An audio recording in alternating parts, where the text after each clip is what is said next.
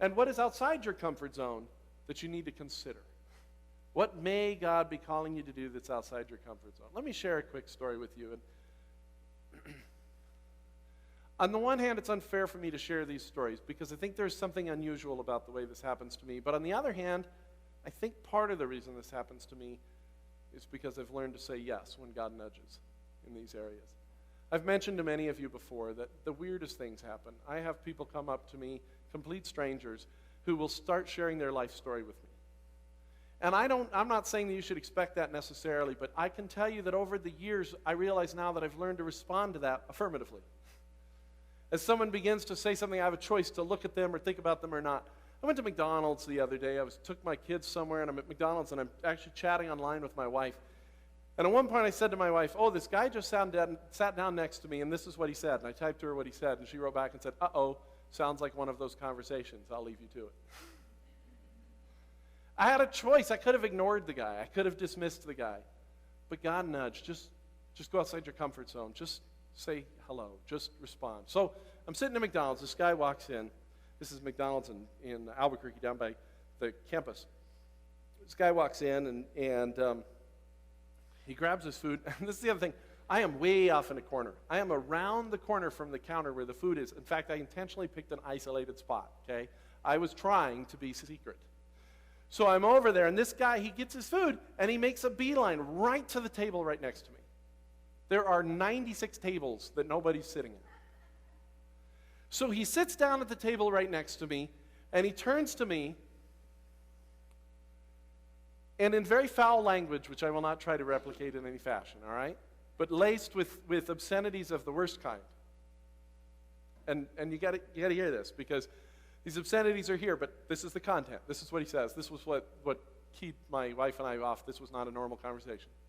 He sits down and he says to me, looks at me, sits down with his food, looks over at me. I'm not looking at him. I'm typing on the computer. He looks over at me and he says, I am so bleeping blessed. He says, I am so bleeping blessed. My wife is so bleeping beautiful. So that's what I typed in. I said, this guy just swore at me, but he said something sort of spiritual. I don't know what to do. He says, and I'm not making this up or exaggerating, God is so bleeping awesome. That's what he said. I wouldn't make that up. I looked over at him and I said, really? Why? What's going on? And he says to me, and this is what happens. He says to me, my wife is schizophrenic. I married her about a year ago. He says, I didn't realize how bad it was. It's one of those things that really began to kick in after we got married.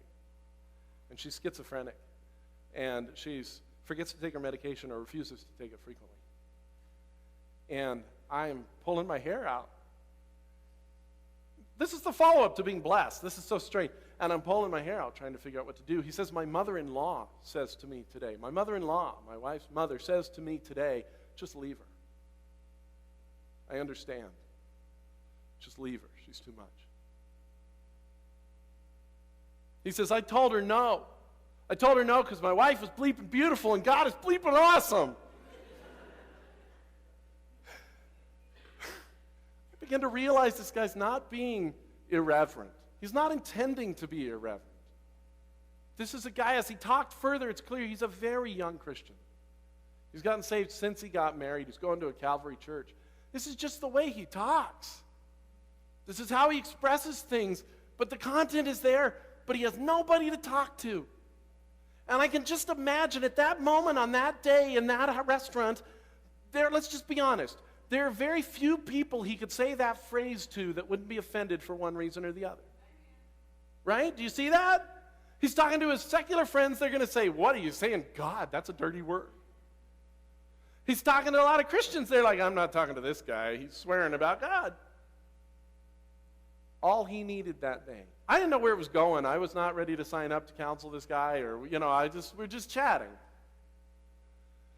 He says to me, I need to stay with her, and I really love her a lot. He said, it's crazy. And I said, do you have a church? And he said, yeah, we're going to Calvary. I said, well, keep them in the loop. He said, just right this moment, I just came out to get some food for her because she told me she wasn't going to bleep and cook. And I said, okay. So I came to get her some food, and so here I am. And he said, I just felt like I needed somebody to say it's okay. That's all I said was, it's okay. I said, you're doing the right thing. I said, God will bless you. I said, your attitude's amazing. You're wanting to do this is magnificent. So take that food back to your wife. Pray hard all the way home. Keep your church in the loop. That's it. He left. It was about maybe a 5 or 10 minute conversation. I am back. I said, it's over already. She said, already? Sometimes they're a little longer. I said, he's just a young Christian that needed somebody to say, keep going. Again, I don't necessarily expect that people will sit next to you and swear at you about the blessings of God. But I do expect that there are people out there who just need somebody to say, keep going. Who just need somebody to share a little truth of God with them. It is not an accident. You see that, don't you? It's not an accident that this young, struggling Christian happened to sit down next to me on that day. Because I happen to be somebody who will listen to that and not immediately start correcting his grammar, so to speak. But there's people out there that you are uniquely equipped to help, that I won't. Follow that nudge from God. It's almost always, and I only say almost because I'm a guy who tends to avoid saying always. It's almost always better to err on the side of help, isn't it? To say, can I just be there? Again, I wasn't committing to anything. I had no long-term plans. I didn't know where God was going to go, and all God wanted me to do was simply to say, keep going. But it was in my Metropolis at that day. It was there where I was, and the ministry came. Amen? So, what's outside your comfort zone you need to consider, and what is your Metropolis you need to be intentional about? Go ahead and grab your chairs, move as quickly as you can back to the coffee chat tables. Let's spend a little time there, and I'll give you just a few minutes before we bring the kids back out.